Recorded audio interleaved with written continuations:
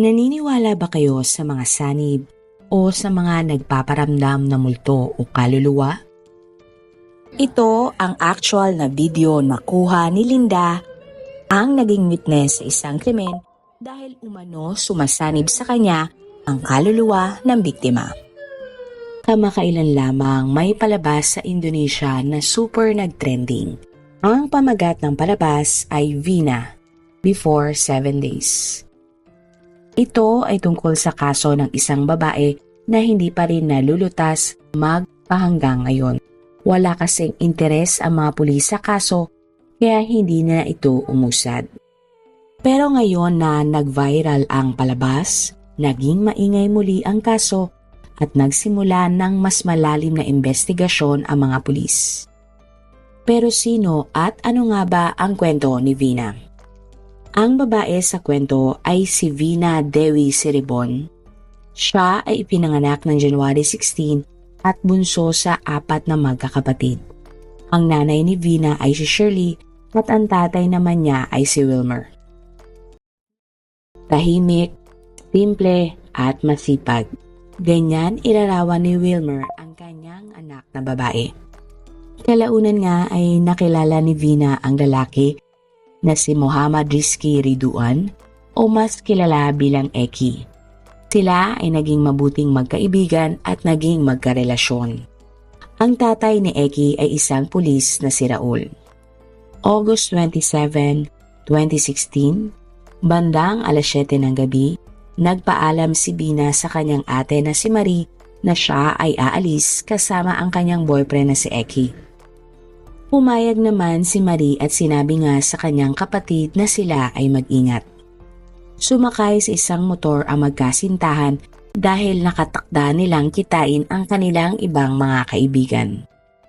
Matapos nga nilang magkita, nagkayayaan sina Vina at ang kanilang mga kaibigan na mag-road trip.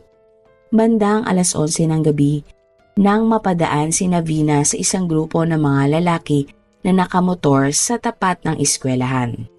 Habang binabaybay nila ang daan, nagulat sila nang pagbabatuhin sila ng mga bato ng di mga nakilalang mga lalaki. Dahil nga doon, binilisan ng magkasintahan ang takbo para agad silang makaalis. Dahil sa bilis ng mga pangyayari, nahiwalay sina Vina at Eki sa kanilang mga kaibigan. Akala ng dalawa natakasan na nila ang mga grupo ng mga lalaki. Kaya bumalik sila at dumaan muli sa eskwelahan para makauwi. Pero sila ay nagkamali. Nang muling dumaan sina Vina at Eki sa eskwelahan, doon na sila hinabol ng mga kalalakihan. Pinaniniwalaan na halos nasa 11 mga lalaki ang humabol sa magkasintahan. Nasa flyover na sina Vina nang tamaan ng bato ang kanilang motor ng isa sa mga lalaking humahabol sa kanila. Dahilan para sila ay matumba. Dinala ng mga lalaki sina Vina at Eki pabalik sa gilid ng eskwelahan. At nang makarating na sila sa madilim na parte, doon na sinimulang saktan ng mga lalaki sina Vina at Eki. Hinampas ng matigas na bagay si Eki at makalipas lamang ng ilang minuto ay binawian na ng buhay ang binata. Samantala, habang walang malay si Vina, siya ay pinagsamantalahan at hindi nagtagal ay binawian na din ng buhay si Vina. Pagkatapos ay dinala ng mga lalaki ang 12 sa flyover at doon na nga sila iniwan. Ginawa nila ito para magmukhang naaksidente lang sina Vina at Eki. Hindi nagtagal, ang mga dumadaan sa flyover ay nakita ang dalawang. Agad nga silang tumawag ng mga pulis para i-report ang nangyari. Dumating naman ang kaibigan ni Vina sa kanyang bahay at ipinaalam sa kanyang pamilya na naaksidente sina Vina at Eki. Agad namang nagpunta sa ospital si Wilmer at positibong kinilala ang kanyang anak na si Vina. Noong una, akala nga ng pamilya ni Vina at Eki sila ay naaksidente lamang. Subalit malakas ang pakiramdam ni Wilmer na hindi naaksidente ang dalawa. Pero dahil walang ebidensya si Wilmer, walang nagawa ang kanilang pamilya kundi ilibing ang dalaga at tanggapin ang nangyaring trahedya.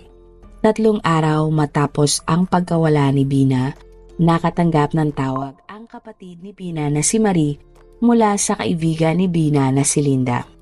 Ayon kay Linda, nagmumulto at sumasapi sa kanya ang kaluluwa ni Vina. Punta si Marie sa bahay ni Linda at pagpasok niya sa bahay, narinig nila ang boses ni Vina mula kay Linda na tila sinasapian. Dito na ikinuwento ni Linda ang nangyari, habang siya ay may sapi umano ni Vina. Habang nasa biyahe daw sina Vina at Eki, may bumangga sa kanila ng mga lalaking nakamotor. Pagkatapos ay dinala nga sina Vina at Eki sa isang madilim na lugar. Pinagsamantalahan ng mga lalaki si Vina at sinaktan ang dalawa hanggang sila ay mamatay. Dagdag pa sa kwento ni Linda, isang lalaking nagngangalang Gary na nakilala ni Vina at Eki ang isa sa mga sospek. Sinabi din ni Linda na si Gary ay may gusto kay Vina pero ayaw ng dalaga dito. Ito nga daw marahil ang motibo ni Gary kaya niya ginawa ang krimen. Sinabi din ni Linda na tumakas na si Gary kasama ang 3 pang mga sospek at nag-iba na ng mga pangalan. Matapos ang pagsanib, kinumpirma nga ni Marie na may nakwento sa kanya si Vina tungkol sa isang lalaki na may gusto sa kanya. At ang lahat nga ng sinabi ni Linda ay nirecord ni Marie. Dinala ni Marie ang voice recording ni Linda sa mga pulis. Doon ay nakausap nila ang tatay ni Eki na isang pulis. Tulad ng pamilya ni Vina, naniniwala si Raul na hindi aksidente ang pagkamatay ng kanyang anak at ni Vina. Ayon kasi kay Raul, walang sira ang motor ni Eki at walang bakas na naaksidente sila sa flyover. Kaya naman para sa kanila, imposible na nabangga ang dalawa at namatay. Dito na nga nagsimula si Raul na imbestigahan ang kaso hinggil sa pagkamatay ni Vina at Eki. Ang investigasyon. August 28, may nakausap ng mga pulis ang mga kaibigan ni Vina. Sinabi ng mga ito na bago ang krimen, sila ay hinabol ng isang grupo ng mga kalalakihan. At ng August 31, natunto ng mga pulis ang headquarter ng grupo. 8 sa 11 na mga lalaki ang naaresto ng mga pulis. Sila ay may edad na 20 years old hanggang 27 years old. At sinasabi nga na isa sa mga sospek ay minor de edad pa na si Carl. Nung una ay hindi nila inamin ang krimen.